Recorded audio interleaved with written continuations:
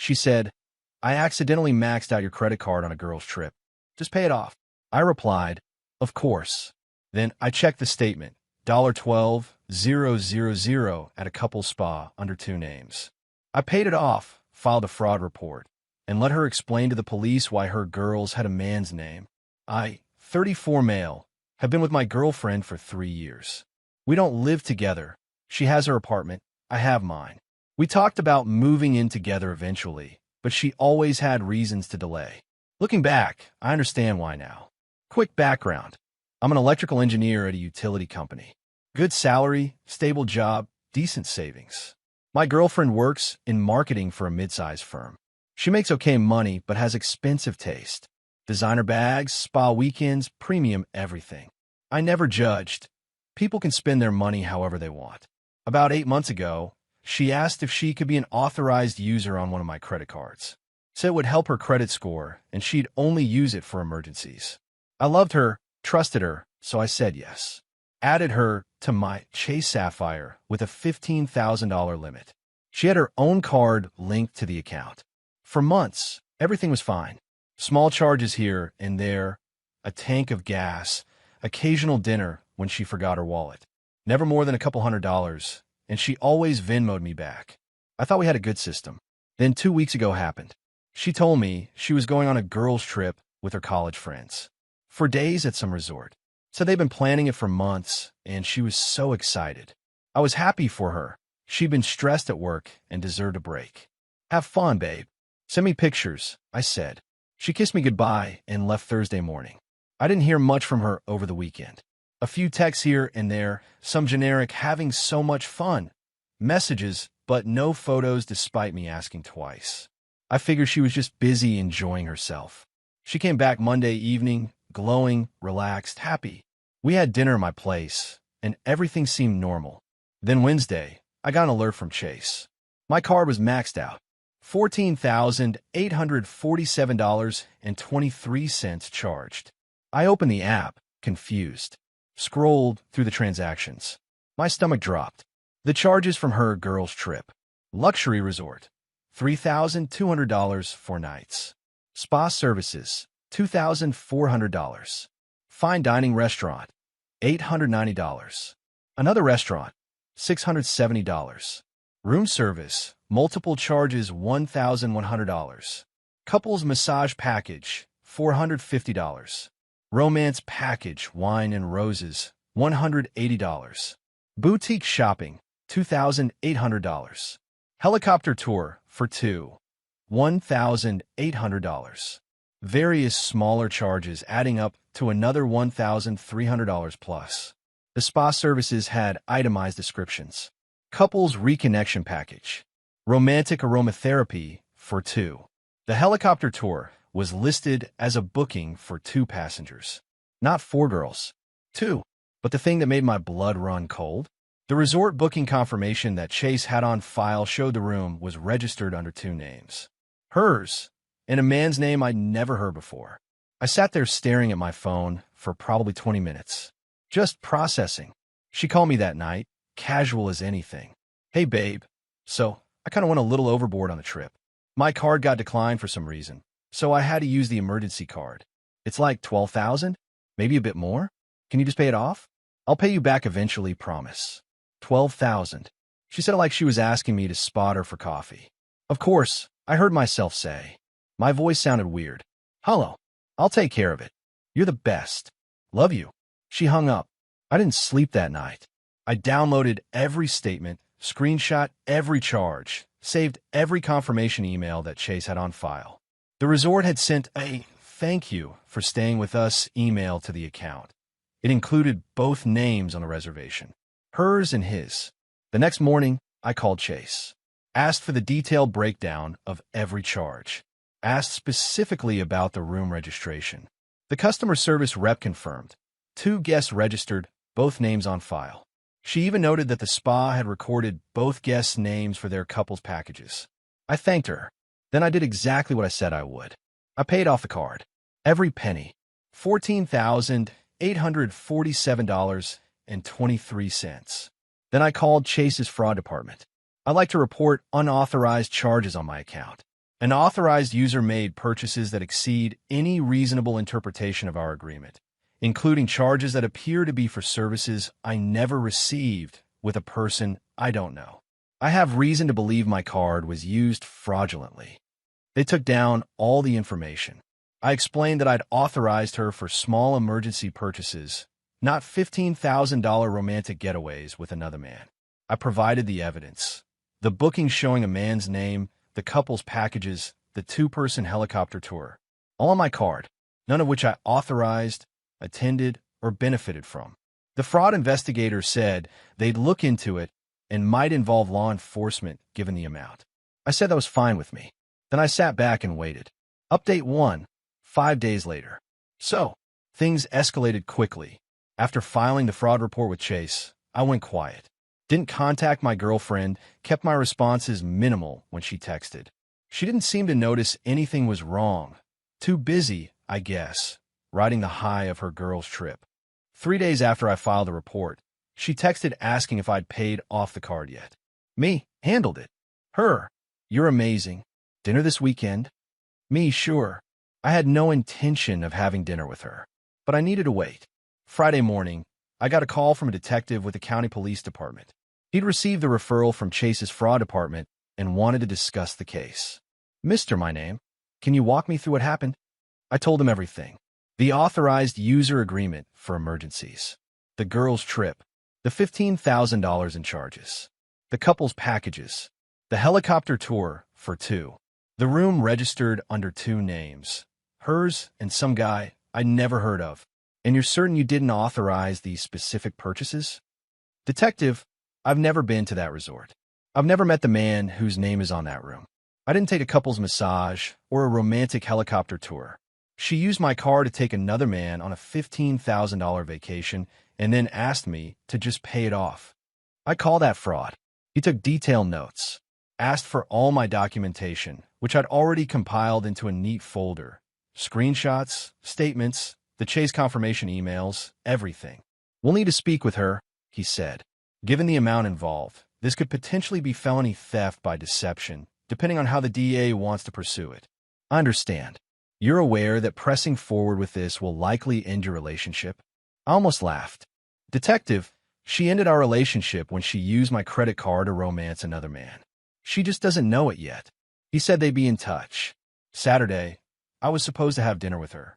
Instead, I texted her at 2 p.m. Can't do dinner tonight. Busy. Her, oh why? I miss you. I didn't respond. Sunday, she showed up at my apartment unannounced. Knocked on the door with that cute little pattern she always did. I opened it but didn't invite her in. Hey, why are you being weird? Can I come in? No. She blinked. What? Why not? I know about the trip. Her face flickered, just for a second, before she put on a confused expression. What do you mean? I told you about the trip. You told me it was a girl's trip. With your college friends. 4 of you. It was. Then why was the room registered under your name and a man's name? The color drained from her face. Fast. How do you? Chase sends confirmation emails. You didn't know that? The spa packages were couples packages. The helicopter tour was for 2 people. Not 4 girls having fun. 2 people on a romantic getaway. Using MY credit card. She started crying. Immediately. Tears just appeared, like she had them on standby. Baby, please let me explain. Who is he? He's nobody. He's a friend, okay? We're just friends.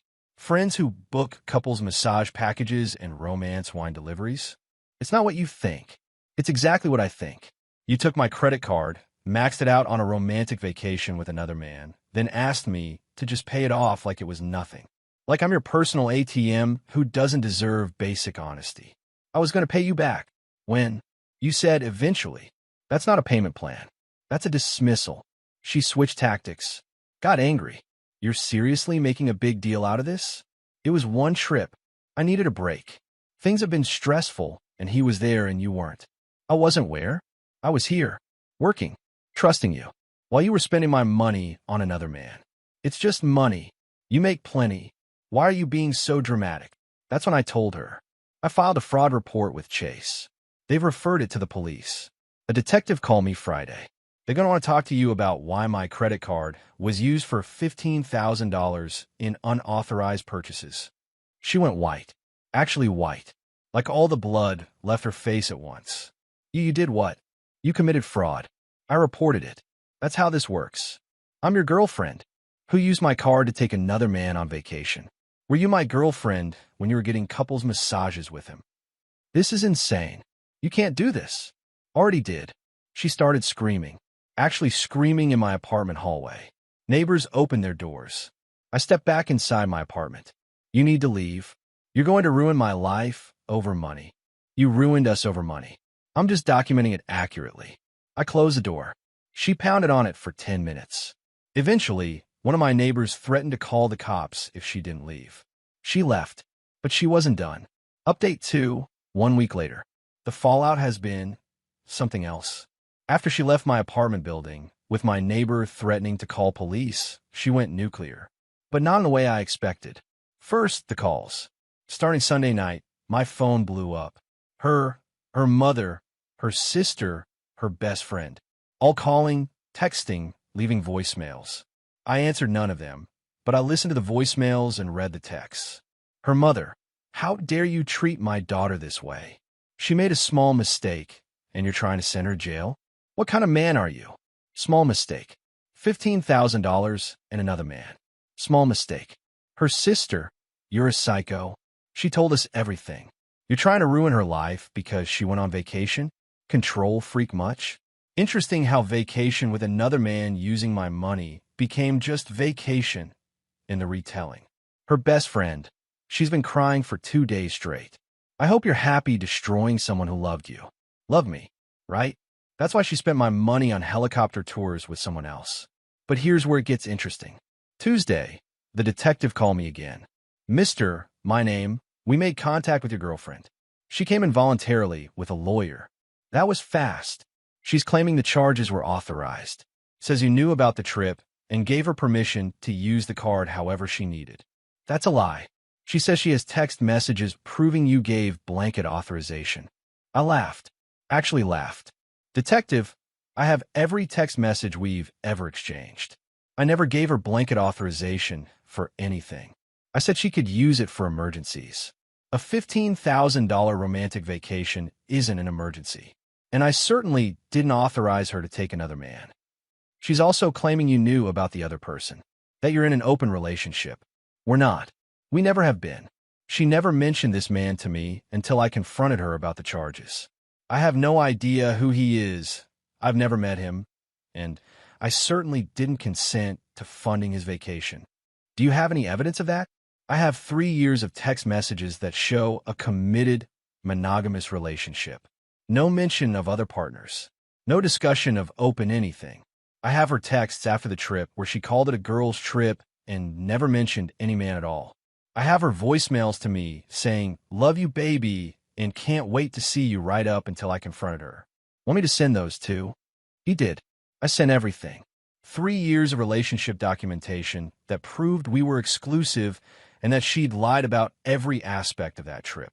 Wednesday, her lawyer contacted me directly. That was a mistake on his part. Mr., my name, I represent your girlfriend in this matter. I'd like to discuss a potential resolution that would avoid criminal prosecution. My lawyer's information gave him my attorney's number. You shouldn't be contacting me directly. Yeah, I'd hired a lawyer by then. $500 retainer for a consultation and representation if needed. Worth every penny. This could all go away if you simply withdraw the fraud complaint and acknowledge that the charges were authorized. But they weren't authorized. She's telling me they were. She's lying. And now she's lying to you, so you can lie to the police on her behalf. How's that going to play out? He got snippy. If this goes to trial, your relationship will be dragged through the mud. Every argument, every private moment. I didn't cheat. I didn't steal. I didn't lie. She did all three. My conscience is clear. Is hers. He hung up. Thursday, things got weird. The other man contacted me. Got a DM on Instagram from a profile I didn't recognize. Message said, "Hey, I think we need to talk about girlfriend's name." I screenshotted it, but didn't respond. Sent it to my lawyer, who sent it to the detective. Turns out this guy had no idea I existed. She told him she was single. Had been telling him that for months. They've been seeing each other since January. That's 8 months of overlap.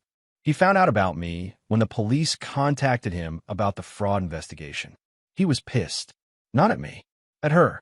He voluntarily gave a statement to the police. Confirmed the relationship. Confirmed she'd told him she was single. Confirmed she'd said the trip was on her and he had no idea it was being charged to someone else's card. So now the police had my statement documenting unauthorized use. Her lies to them about authorization. The other man's statement confirming she'd deceived him too. Documentation proving she'd lied about the nature of the trip. Evidence she tried to get me to commit fraud by authorizing charges after the fact. Friday, the DA's office contacted my lawyer. They were charging her, not felony. They knocked it down to misdemeanor theft by deception due to the circumstances. But still criminal charges. Still a court date. Still potential jail time, unlikely, and definitely probation. And here's the thing. Because she tried to lie to the police and had her lawyer contact me directly to pressure me into withdrawing the complaint, they were also considering obstruction charges. Those might not stick, but the attempt looked really bad. My lawyer said the smart money was on her taking a plea deal, admit to the theft, pay restitution, meaning pay me back the full $15,000, probably community service and probation. Her record would show a misdemeanor conviction, all because she couldn't just not take another man on vacation with my credit card. All because she thought just pay it off was a reasonable thing to say. Update 3. Final update. It's been 6 weeks since this whole thing started. Time for the conclusion. The criminal case resolved faster than I expected. Her lawyer pushed hard for a deal, and the DA was willing to negotiate given that it was a first offense and the victim, me, wasn't pushing for maximum punishment. Final outcome. Guilty plea to misdemeanor theft by deception. Full restitution. $14,847.23 paid back to me. 18 months probation. 100 hours community service. Conviction on her record. She had to pay me back in full before sentencing or the deal was off. Her parents ended up covering it. I got a cashier's check from her father with no note attached. Fine by me. I deposited it without comment. The sentencing hearing was 2 weeks ago. I didn't attend. My lawyer handled the victim impact statement on my behalf. Short version. I lost trust. I lost a relationship. I lost time and emotional energy dealing with fraud that never should have happened. But I got my money back and I got to move on. Her lawyer tried one last time to paint her as a victim of circumstance. Stressed at work. Relationship problems. Made a bad decision in a moment of weakness. The judge wasn't buying it. A moment of weakness is buying an expensive purse. It's not a 4-day romantic vacation with someone else's money. The defendant showed a pattern of deception, lying to the victim, lying to the other man, lying to police, attempting to pressure the victim into withdrawing his complaint. This isn't a mistake. This is a choice. Multiple choices. She got the deal she was offered, but the judge made it clear. Any violation of probation and she'd face the full consequences. Now for the aftermath. Her family hates me. Obviously, I've been painted as the villain who criminalized a relationship problem. Her mother sent me a letter, actual physical letter, calling me vindictive and saying I destroyed her daughter's future over petty revenge. I didn't respond. My future ex-girlfriend stole $15,000 from me. That's not petty. That's grand theft in most jurisdictions. She's lucky it got knocked down to a misdemeanor. Her friends have been split. Some cut me off entirely. Fine, they were friends anyway. But a few have quietly reached out to say they had no idea about any of this, that she'd told them a completely different story, and that they were sorry. The other man contacted me one more time after the sentencing. Hey, I just wanted to say I'm sorry you got dragged into this. I had no idea about any of it. She told me she was single, told me the trip was her treat, told me a lot of things that turned out to be lies. I'm not asking for anything. I just wanted you to know I wasn't trying to help her scam you. I got played too. I appreciated that. Told him no hard feelings toward him. He was a victim of her lies, same as me, just in a different way. We're not friends, too weird, but at least there's no animosity. My ex tried to contact me once after sentencing. Sent a letter through her lawyer, the only legal way she could, given I'd blocked her everywhere. The letter was something, half apology, half blame shifting. I never meant for any of this to happen. I was going through a hard time and made bad choices. But you didn't have to destroy my life over it. We could have worked this out privately. You chose to involve police over money. That says more about you than me. I hope someday you can forgive yourself for what you did to me. Forgive myself for what I did to her. The absolute audacity. The complete and total lack of self-awareness. I didn't respond. There's nothing to say to someone who steals $15,000 from you, lies about it, tries to manipulate you into covering it up, and then blames you when consequences happen. My lawyer kept the letter for documentation purposes. If she ever violates probation by contacting me directly, we've got evidence of the pattern. As for me, financially, I'm whole. Got every penny back. Canceled the credit card entirely. She's obviously no longer an authorized user on anything. Emotionally, I'm getting there. 3 years is a long time to be with someone. Even finding out they were capable of this doesn't erase the good memories. It just taints them. Makes me wonder what else was a lie. What else I missed. I've been talking to a therapist, not because I'm broken, but because I want to understand how I missed the signs. Why I was so willing to trust someone who clearly didn't deserve it. How I could do better next time. The therapist says I'm being too hard on myself. That some people are just really good at deception, and it's not my fault for being deceived. That trusting your partner isn't a character flaw, even when that trust gets exploited. I'm trying to believe that. I'm not dating right now. Not ready. Maybe in a few months. The idea of being vulnerable with someone again feels impossible right now, but I know that'll change with time. My friends have been amazing. My family too. Nobody said, "I told you so," even though some of them never liked her. They just showed up, let me vent, and reminded me that this doesn't define me. So that's it. That's the whole story. She said it was a girl's trip. It wasn't. She said to just pay it off. I did. She thought I'd be too embarrassed or too in love to do anything about it. She was wrong. Some lessons cost $15,000. Mine cost nothing, because she's the one who paid in the end.